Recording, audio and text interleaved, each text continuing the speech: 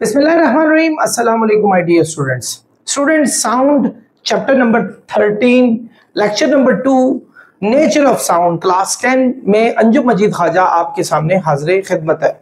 आज हमारा टॉपिक है कि साउंड जो हमने प्रोड्यूस करवाई पिछले लेक्चर में, लेक्चर नंबर 1 में, और हमने उसके प्रोपेगेशन को भी डिस्कस किया। आज हम ये डिस्कस करने जा रहे हैं कि उस साउंड की नेचर क्या होती है, ये नेचर ऑफ साउंड क्या है, ये किस तरह की होती है। तो स्टूडेंट्स, साउंड की नेचर जो है लॉन्गिट्यूडनल नेचर होती है, लॉन्गिट्यूडिनल नेचर। इसको कंप्रेशनल नेचर भी कहा जाता है, कंप्रेशनल, या इवन इसको हाई प्रेशर वेव्स भी कहते होते हैं, प्रेशर वेव्स भी कहते होते हैं। क्या मतलब है? What is longitudinal wave? I told you about the types of waves on the basis of propagation. कि वेव जब प्रोड्यूस होती हैं तो उनकी प्रोपेगेशन में 2 टाइप्स होती हैं। Number 1 longitudinal nature and number 2 is transverse nature. Longitudinal nature में बैक एंड फोर्थ मूवमेंट होती है।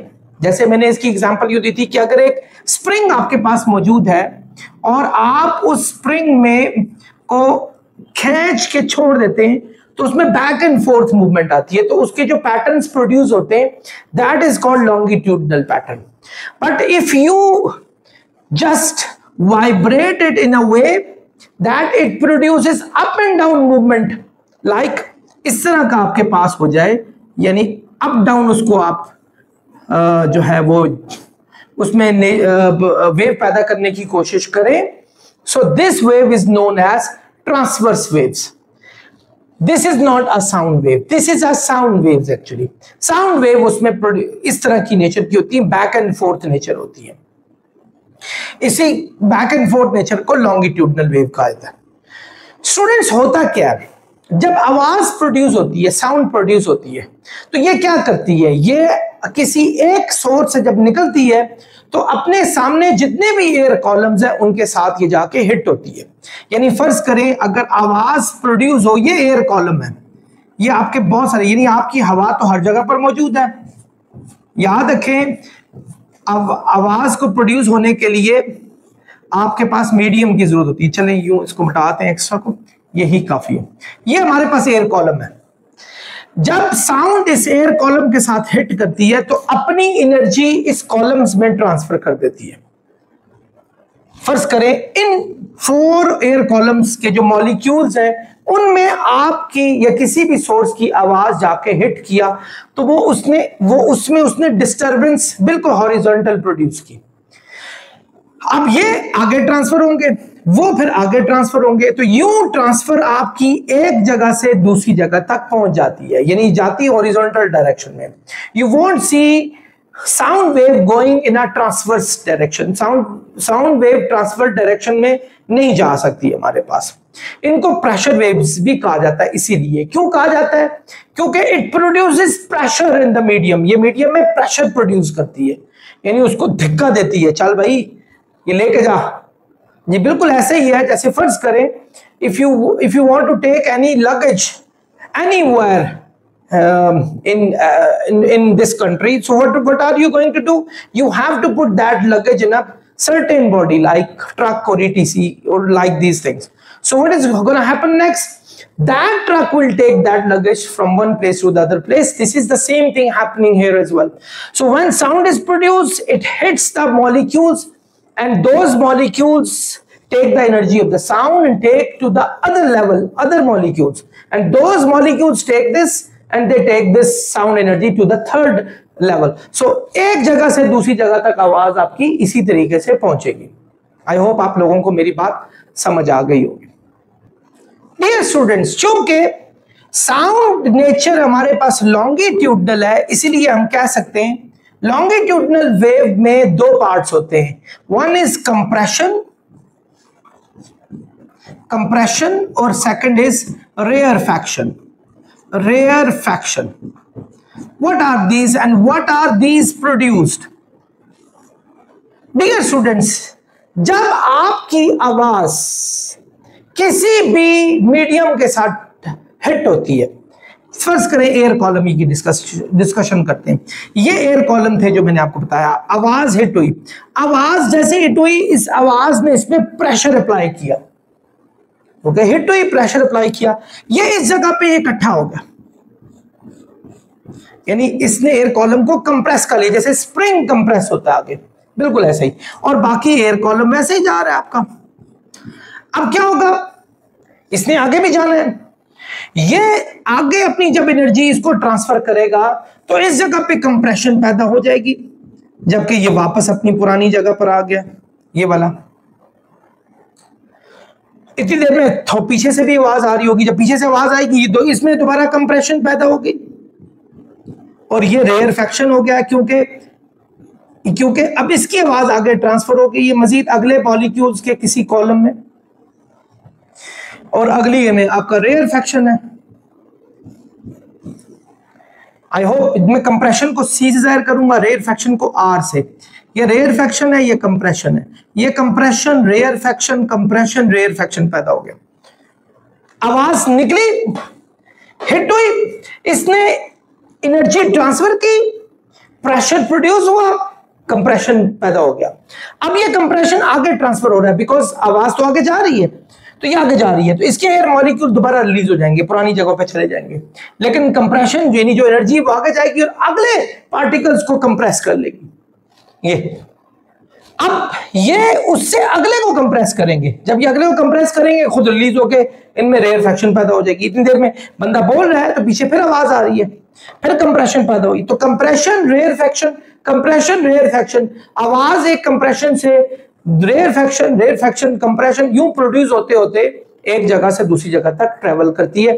This nature is known as longitudinal nature and this series are known as compressions and rarefaction. याद रखिएगा, एक compression से दूसरे compression तक और एक रेयरफेक्शन से दूसरे रेयरफेक्शन तक, जहां से लिया है वहीं, अगर यहां से लिया है, स्टार्ट से लिया कंप्रेशन के, तो यहां भी कंप्रेशन का स्टार्ट लेना पड़ेगा। देखिए मैंने मिड से लिया तो वहां भी मिड लेना पड़ेगा, अगर रेयरफेक्शन का मिड लिया तो वहां भी, एक कंप्रेशन से दूसरे कंप्रेशन तक। अगर लास्ट से ले लें यहां, तो इधर भी लास्ट वाला पॉइंट जो है आपको इंडिकेट करना पड़ेगा। एक कंप्रेशन से दूसरे कंप्रेशन तक या एक रेयरफेक्शन से दूसरे रेयरफेक्शन तक का जो टोटल डिस्टेंस होता है उसको लैम्डा से जाहिर करते हैं। लैम्डा ग्रीक लैंग्वेज का वर्ड है जिसका मतलब होता है वेवलेंथ। ये वेवलेंथ का साइन है एक्चुअली, वेवलेंथ, और इसकी यूनिट होती है मीटर, यानी वेवलेंथ, इसको वेवलेंथ कहते हैं। एक the distance between two consecutive compressions और two consecutive rarefaction from the same place from where you have taken the reference point, यानी उसी प्लेस से to the same place of that particular thing. Like अगर आप इसको medium से ले रहे हैं, so you have to take the midpoint of that as well. Medium नहीं, midpoint. If you are taking from the first part of the compression, so you have to take the first part of the compression as well.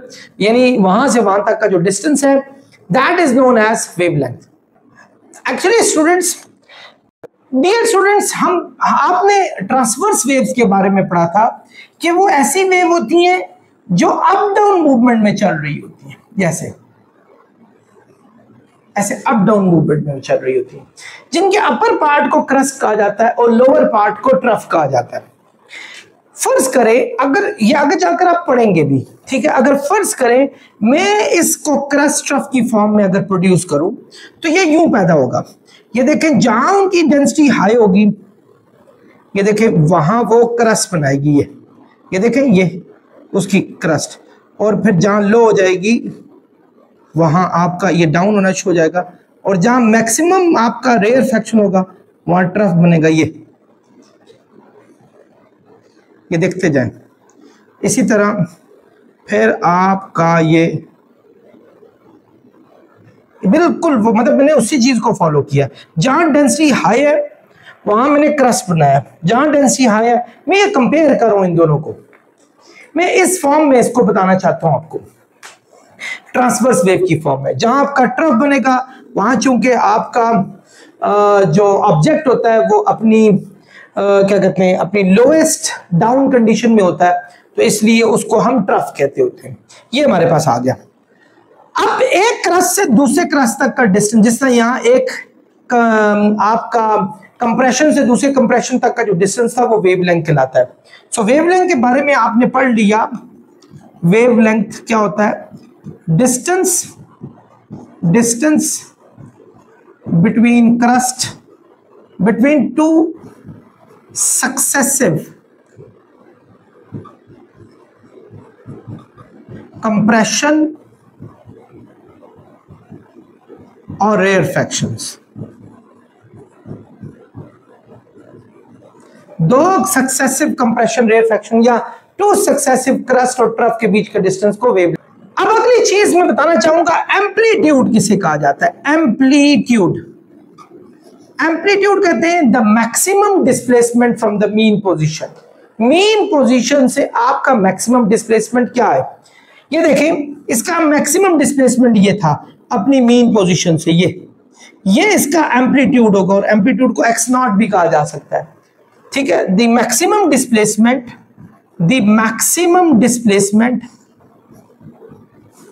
From mean position,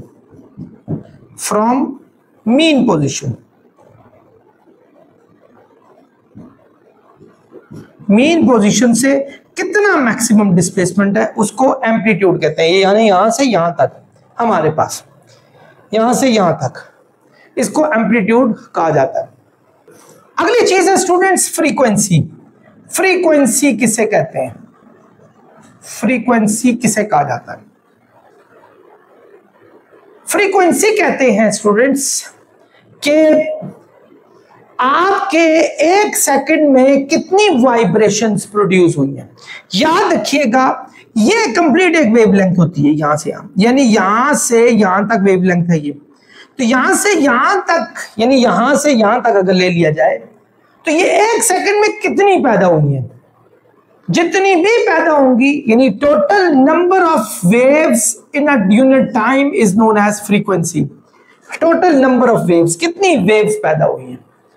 अगर फर्ज करो ये हमारे पास 10 पैदा हुई है तो 10/1, यानी अगर 1 सेकंड में पैदा हुई है तो उसकी 10 हर्ट्ज, इसकी यूनिट हर्ट्ज होती है, पर सेकंड होती है। तो ये मैंने पिछले भी चैप्टर में बताया था, एक बड़े मशहूर साइंटिस्ट थे, जर्मन थे, हेनरिच हर्ट्ज, उनके नाम पे इनकी हर्ट्ज यूनिट रखी गई थी, उन्होंने फ्रीक्वेंसी पे बड़ा काम किया था।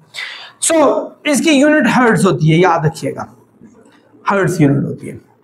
सो एक सेकंड में आमतौर पे स्टूडेंट्स आप हैरान होंगे, हमारे वोकल कॉर्ड्स आमतौर पे एक ही वक्त में आवाज की फ्रीक्वेंसी नियरली 20,000 हर्ट्ज के करीब तक प्रोड्यूस कर सकते हैं। यानी समझो इस वक्त मैं आपसे जो बोल रहा हूं, मुझे यकीन है कि मेरी आवाज 10 से 12,000 हर्ट्ज की आवाज होगी जो आप तक जा रही है। 8,000 तक तो कहीं नहीं गई।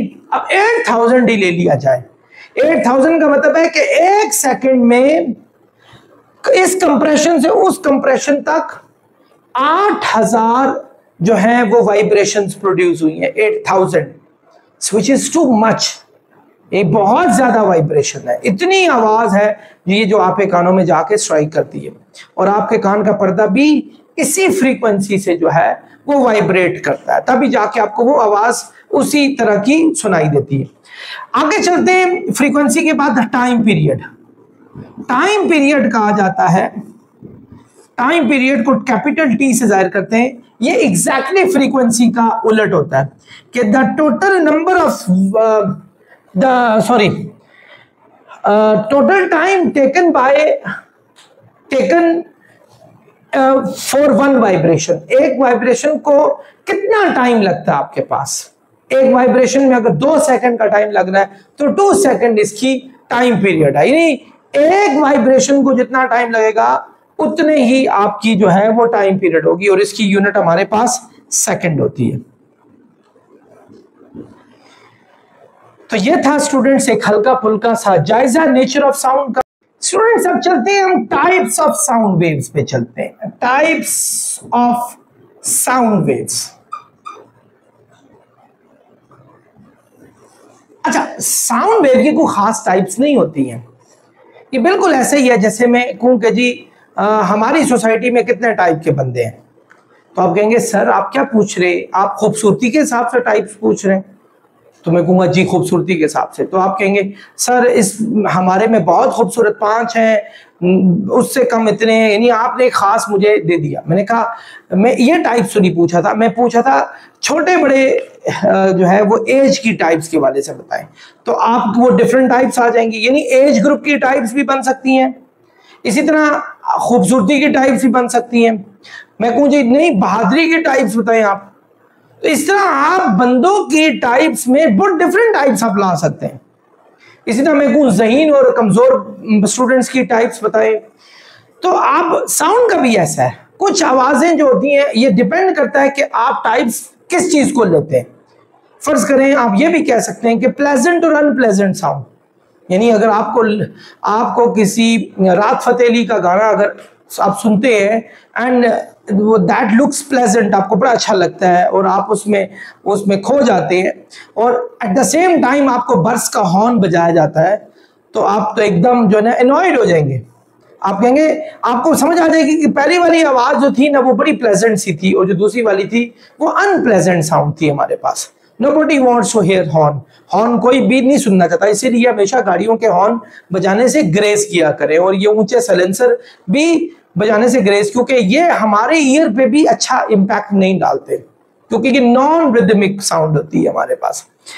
इसी तरह रिदमिक नॉन रिदमिक होगी साउंड, इतना सॉफ्ट और पोरस हो गई और हार्ड हो गई, यानी आप बहुत सारी। फिर हम एक खास किस्म का और भी हम टाइप्स ले सकते हैं, वो ऑडिबल रेंज की टाइप्स ले सकते हैं। आपको पता है 3 किस्म की आवाजें होती हैं हमारे पास सुनाई देने वाली में, एक बहुत ऊंची आवाज, सॉरी वो तो लाउडनेस आ गया, एक बहुत ही हाई फ्रीक्वेंसी वाली आवाज, एक बहुत लो फ्रीक्वेंसी वाली आवाज, एक दरमियान वाली आवाज। एक होती है इंफ्रासोनिक,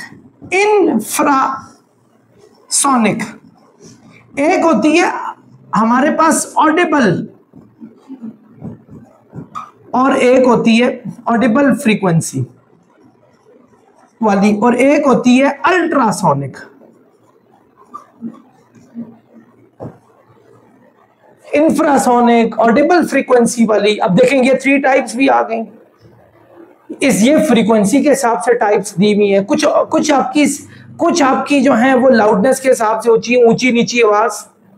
जब आपको कोई गुस्सा करे तो वो काफी लाउड साउंड में होता है, तो जब आपको कोई प्यार से बात करे वो बड़े सॉफ्ट और मजे की लैंग्वेज में वो आपसे, जैसे आपकी मदर आपसे प्यार करे तो बहुत ही प्यार से आपको आवाज सुनाई देती है। वैसे माँ की आवाज तो ऊंची भी बड़ी प्यार वाली होती है, लेकिन जनरली स्पीकिंग कि आप बहुत सारी टाइप्स लेते हैं, लेकिन बहरहाल फ्रीक्वेंसी के हिसाब से इसकी 3 टाइप्स होती हैं। ऐसी आवाज जो 20 हर्ट्ज से नीचे वाली हो वो इंफ्रासोनिक होती है। कैन यू बिलीव कि हमारे कान में पड़ती नहीं है, हमें इसकी सुनाई नहीं देती।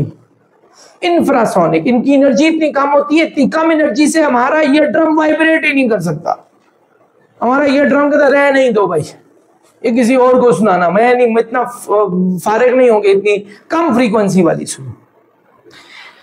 एक अल्ट्रासोनिक जिसकी फ्रीक्वेंसी 20,000 हर्ट्ज से भी ज्यादा होती है, 20,000 हर्ट्ज से ज्यादा, यानी अगर आप आवाज को, आप साउंड को, फ्रीक्वेंसी ऑफ साउंड आपकी यहां 20 से नीचे, यहां फ्रीक्वेंसी ऑफ साउंड 20 से बड़ी, और ऑडिबल फ्रीक्वेंसी ने 20 से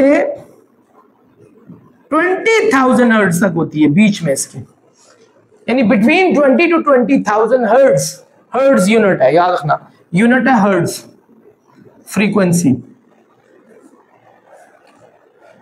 ये आवाज आपके कानों में पड़ती है and you can hear this sound.